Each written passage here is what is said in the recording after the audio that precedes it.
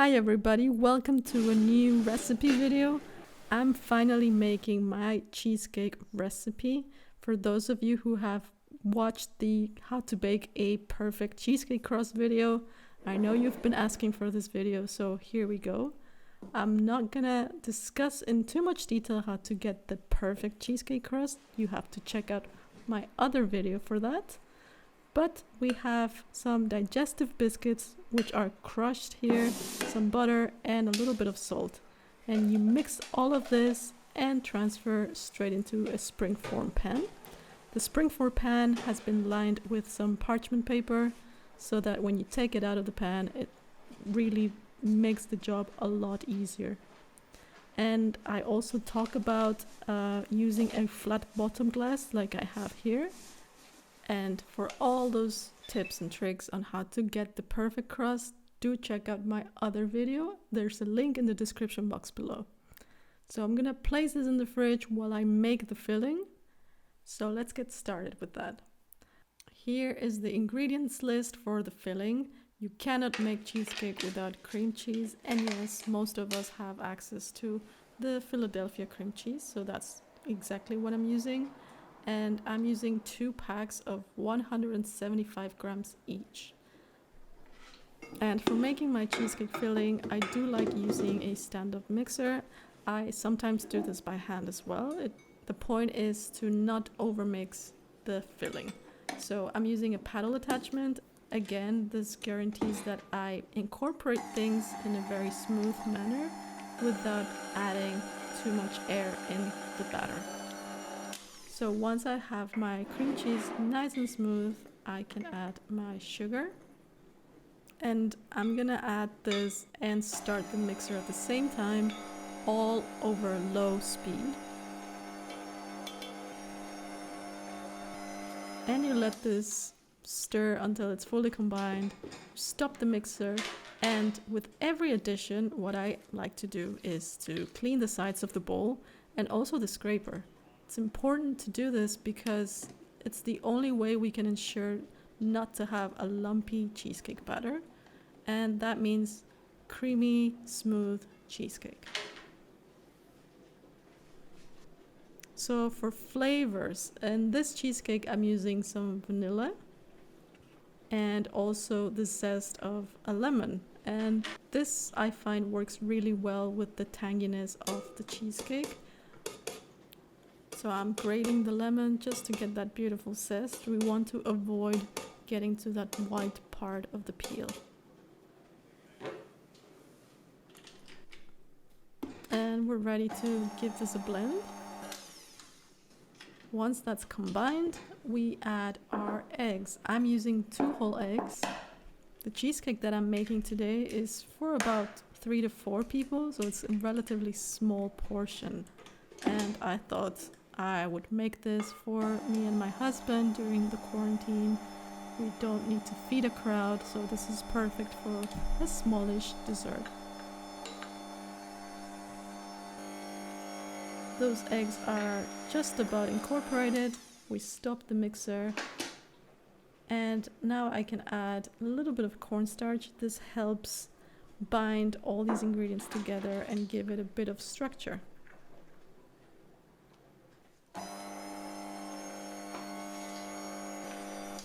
I've done all of this on a low speed.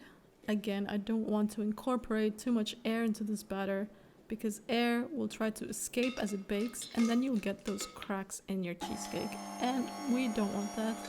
So everything on low speed and scraping that bowl with each of these additions. So this batter is done. At this point, I stop the mixer and I switch to a rubber spatula just to double check that I don't have any lumps in my batter. And once I'm confident that the batter is ready, I can just dump it into my prepared springform pan. So I'm taking this out of the fridge. It's nice and cold, and just dumping all of that creamy, beautiful filling right into the pan. Make sure I have all of it out of the bowl. And I'm just trying to level it off with my spatula, and I'll give it a little shake later. Okay, so I know what you're thinking. There's a lot of crust going all the way up and the filling doesn't come quite as high. But don't you worry, I'll get to this point later.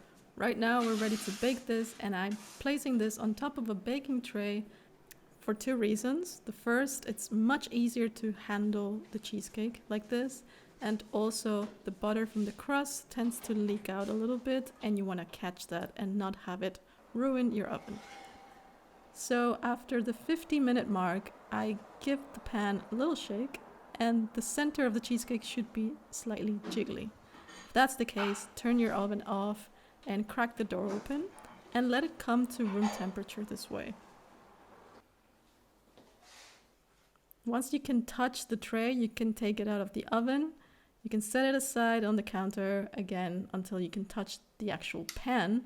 Lift it off and look at that surface. No cracks whatsoever. That's beautiful. And we're not quite ready to cut into this. We need to let that really rest overnight and get firmer. So we're gonna put that in the fridge overnight, and then we end up with something like this, and it's much easier to cut this way. So I'm ready to remove the sides of my pan and do this very, very gently because the parchment will come out as well. We don't want to damage that crust. Now, if you don't like this look with the excess crust, you can just take a knife and go from the inside out and remove it. You can save it as a snack for later. I personally like to leave it on, but this is completely up to you. Now we're removing the bottom parchment. This crust honestly really holds super well. You don't even need an offset spatula to help you remove it. It just holds its shape so nicely. And here we have the finished product, a crackless cheesecake, which I am ready to cut into.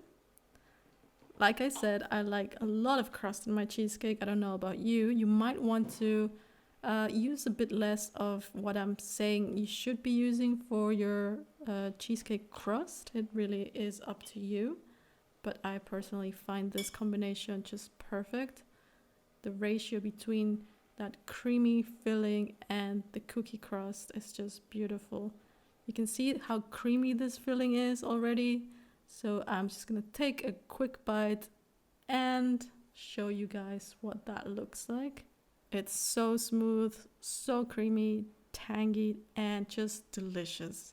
I hope you like this recipe, and if you do, please give it a like and don't forget to subscribe for more.